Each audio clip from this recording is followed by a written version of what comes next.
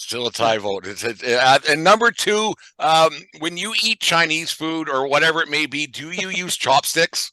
Fuck no. Thank you. No, No I heard, chopstick. I'm man, not trying. when I heard you guys go off about that I almost lost it. That was one of my favorite moments ever from your guys' show. Uh, just how Brent was like, man, just fuck chopsticks in general. So I'm kind of right there. If I was eating sushi, that's about it. Other than that, like I don't know how you eat any other Chinese food. Like the noodles are slipping out. It's I don't want it to be a pain in the ass process. You know what I mean? I just I'm want to not eat it. trying to have it take as much time as 2 meals. I like to eat, have leftovers, and do something, come back for it later. I'm not trying to sit there for 6 hours. 100%. And I eat it at the same pace as everybody. And you have to respect the cuisine, like noodles. Like we have Asian noodle bowls in our house. So when we serve Asian food, that's what we put it in. And yeah, So I if you hold have it. spaghetti and you put it in a fucking bowl? Is it Asian? No, we have spaghetti dishes for that. Spaghetti I eat with a spoon and fork. Oh, This you one's spin never it. going to get resolved. You We can never do heard that 300 one? of these fucking shows. This You, one's you, never going you to get grab the resolved. noodles and spin it on your spoon, and then you throw it in. It's the best way to eat spaghetti. So Spoon and noodles. fork. no, I agree. Yeah, for spaghetti, the exact same For way. spaghetti. Same- But for yeah. noodles, no, you're allowed to chew it and let it drip back into your bowl. That's respecting the culture and the food. To me, it sounds like you're being a slob. I respect the culture by buying their food and enjoying it. Oh. Giving a nice review on Google. That's my respect for the culture. Jesus Oh Christ. no, I bite my ramen off and let it fall back into my bowl. This isn't going to get resolved. Let's get into some sports talk. That's why people tune into the show, I hope, and listen to the 1420 Sports Bar podcast and the Brutally Honest Sports podcast to listen to a little bit of sports talk here and there and everywhere else. AFC, NFC championship games are happening this weekend. I personally think the top four teams are in these games this weekend. I don't think it's a surprise. I don't think there's any team that shouldn't be there. Aaron, what say you? Yeah, I'm with you this year. I mean, kind of surprising given like we didn't know what Jalen Hurts was going to be this year. We didn't know obviously Brock Purdy being a third string.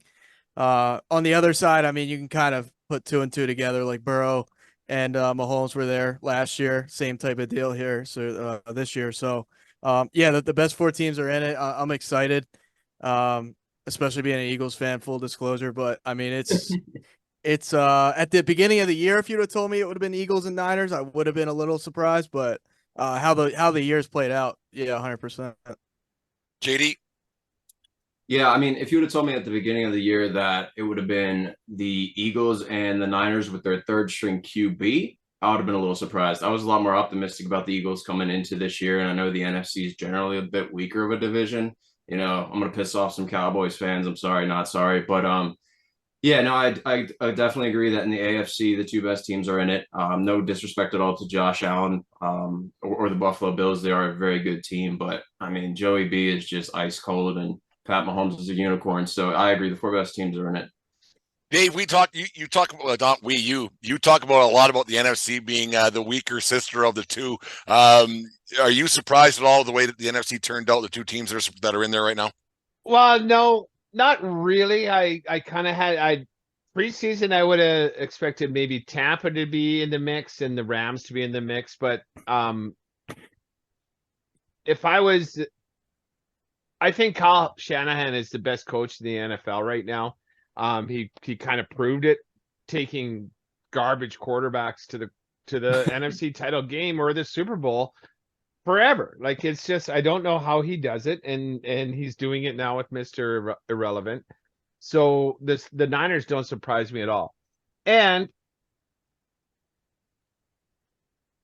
if we're gonna talk about the NFC East and the Eagles, like let's talk about the fucking schedule. Like it's a goddamn. We'll get the joke. NFC in a second, Dave. We'll get the NFC in a second. sorry, We'll get that in a second. We'll get to that later. We'll get that Okay. love fest and the hate fest that we have for the NFC in the second part of the show tonight. But I will also say this. I got one more thing. I remember after the season was over last year, Aaron was crying in his beer. And I believe I DM'd it. I was looking for it and I couldn't find it. I said, hey, you're in a shit division and you got a quarterback that showed great promise. and look at where we are right now. So I am a bit of a soothsayer on that regard. I don't know if you recall that, Aaron. I'm If you going to throw look enough for it. shit in the wall, something's bound to stick there, Dave. That's how that kind of works. Well, I got receipts. It's just a matter of finding the receipts. My filing system isn't that good. JD, we'll start with the AFC Championship game this weekend. We'll get into the game itself. You got the Chiefs, the Bengals. The Bengals have not Joey Burrow, like you said, he's Joey Ice, he's Joe Cool, he's the whole bit. He's rolling. They beat the Chiefs. He's beaten the Chiefs all 3 times. He's faced them. You got Mahomes with a bad wheel per se. Who knows what's going on there? What do you think is going to happen in this game? Is it just a matter of if Mahomes wheels okay, the Chiefs will be okay, or what's your thoughts on that? It's so tough, honestly, because even with a healthy Mahomes, I think the Bengals pose a serious threat to any team, but especially even to like the Chiefs. They seem to have had their number. I think Joe Burrow just has more weapons than Mahomes, and I think that's ultimately going to be what it comes down to. Because Mahomes is a bit injured, yet he has Kelsey, the best tight end in the league, but his receivers just they're not on the same level as Joe Burrow. We got Joe Burrow who's healthy, got Jamar Chase, Tyler Boyd, Joe Mixon out of the backfield, T. Higgins. So the game, I would flip a coin, and if I was going to put a bet down, I'd be cool with betting on whatever coin flip it ended on, because both of these teams are extremely good. And Pat Mahomes is able to make something out of nothing like no other quarterback I've ever seen. I don't know, like in last week's game, like he came back in the game and like he jumped off his left foot to throw a touchdown pass in the back of the end zone. Like nobody does that kind of thing. So I think the difference will probably end up being like his ankle not being able to make just enough plays to get them as far as the Bengals are going to be going. And if the Bengals are smart, they're going to be collapsing that pocket as much as possible. And I know that some of the Bengals defensive players can get home to the quarterback. So it's going to be one hell of a game, that's for sure. But I would probably put my money on the Bengals if someone made me put money on it. Aaron, I kind of feel the same way that JD does about the Bengals win this game, just for the simple reason that the Mahomes is hobbling a little bit, and his wheel, who knows how it is. And it's kind of funny how there's basically there's a hush around the Chiefs locker room, but no one's saying anything about how Mahomes actually is. There's not anything going out. If I was if I was Bengals defensive coordinator, I would pull a Cobra Kai and say sweep the leg and go after Mahomes' leg a little bit and just finish it off. Is what I would do. Yeah, I think if Mahomes was healthy, I think the Chiefs get this, only due to the fact that he's 0-3 against Burrow, and I just think that probably infuriates him. And I just feel like he's not gonna not beat him. You know what I mean? At some point, he's gonna find a way to beat. Eventually, you have to end the streak. That's what I think. But yeah, with the bad wheel, like you said, I mean that might be enough to hinder the Chiefs. I mean, JD makes a good point with all those weapons on the Bengals is poses a threat to the Chiefs defense for sure. I think the biggest strength, I'm not going to say the biggest strength, but that Bengals defense has gotten a hell of a lot better. So that's something you got to, monitor if you're the Chiefs, and they might game plan, because they made the Bills look pretty average, if not worse than average last week. Worse than average. Yeah. Yeah. I mean, if Mahomes was 100% healthy, I'd say, as much as I don't like betting against Joe Burrow, I feel like, Chiefs find a way.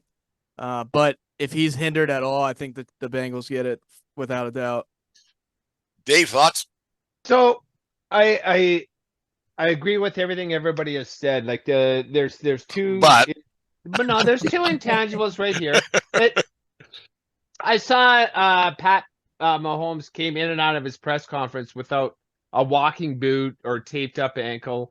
And he seemed to be walking fine. And, from what I've been told, a high ankle sprain, you ain't walking without a limp. And he was walking without a limp. Walking to a podium is a lot different than playing an NFL game. But that's an encouraging sign for the Chiefs. So if Mahomes is so special because of his improvisational skills, like those underhanded passes, the jump passes, the sidearms, if he has his mobility not to run past the line of scrimmage, if he has his mobility to pass, then I like the Chiefs. The other thing is Cincinnati's offensive line. I think Kansas City can rush the quarterback a lot better than Buffalo can, with Buffalo missing specifically Von Miller. And if they can disrupt Burrow in the pocket and Mahomes isn't hobbled with his improvisational play, then the Chiefs win. I think both those ticks have to go the Chiefs' way. Otherwise, Burrow is like, if he has time to throw, you're fucked. You're gonna lose. The crowd at Arrowhead's always been fantastic. They get, I mean, it's obviously they're huge crowds, 80 plus thousand people, and it's loud and it's crazy and then but I think every NFL city is that way, maybe except for San Francisco or the LA teams, because, well, California's a little bit different, but well, they did just are. I'm not saying anything disparaging, but like you say, like Kansas City, like that crowd's going to be something else. They're going to be loud and get going. Will that have any effect on this game at all, JD? No, I honestly don't think so. If there's any other quarterback in there, I think maybe so. But Joe Burrow, just with as cool, calm, and collected as he is, I don't think it'll really matter. I mean, Jamar Chase, as a rookie, played big in that game last year. These guys know what it's like to play in the big games. Maybe, not being able to hear the snap count, in the audibles quite as well. But I mean, the Bengals have been preparing for that the entire time. So I think honestly playing in Arrowhead gives the Bengals in some ways a bit of an edge, because like they have the target on their back, and it's just, and they're, the villains in this story. People are kind of painting Joe Burrow already as like the villain. So he has all the, confidence and the reason in the world to just go in there and do his thing. And I don't think the crowd really plays as much of a part as it typically would against like any other quarterback, honestly. Yeah, I read something today. They're calling the Bengals fans are calling it Burrowhead Stadium and everything else. That's getting a little bit cocky, in my opinion. Like, hey, slow down a little bit. Like the thing is, like maybe these guys who play for big time schools in college, when they're playing in front of 80,000, 90,000, whatever SECs, huge crowds from the time they're 18 on. Right. Maybe the home field advantage, Aaron, maybe home field advantage, and these quarterbacks are so used to it from when they're 17, 18 years old to when they're playing now. Maybe it's not even a big thing anymore. I totally agree with that. I know Joe Burrow said something in the past where he's like, no NFL crowd compares to like what I've played in front of in college. Something along those lines. Like, I definitely agree with that. I mean, the Penn States, the Michigan, Ohio State, always Alabama. Back to Penn State. You just can't stay away. I mean, it's 108,000 people. That stadium shakes. So like those college, even the Alabama, I think they hold 100,000. And like those other schools I said, I mean, 100,000 is no joke on a Saturday. I mean, those people are beyond wasted, and they'll get as loud as anybody. So I don't know. I don't think these NFL crowds quite compare to the. They don't. Like, I know Brent and I are on the same page with we prefer college a little bit more than the pro, and I just think the atmosphere is better, in my opinion, in the college scene than it is. But it is the playoffs. It is going to be as loud as an NFL game will be. Dave? Arrowhead. But the simple fact that Burrow won there last year, coming from a huge deficit, had that monster second half. And you know what? Let's think back to last year at this game.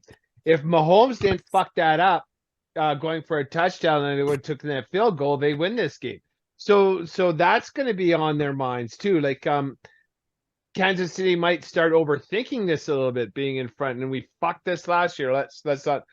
When you're playing not to fuck it up as opposed to playing to win, it might have a bit of a different mindset, which is, I think, what happened to Josh Allen last week. He was trying so hard not to turn the ball over. He didn't take those chances and trust in his abilities like Josh Allen has to play when he's at his best. So do you guys think that the pressure, I think, is more on Kansas City, because everybody's been jerking Mahomes off for 3 years now, and he's supposed to have this many Super Bowls, and supposed to have this, supposed to have that, and they have the one, right? And that's it. Is the pressure more so on the Kansas City Chiefs to go out and do something, because Mahomes, I think he's the highest paid guy in football, and he's supposed to have all this going on and on and on and on, and Burrow's like, I'm not yet. I'm not there yet.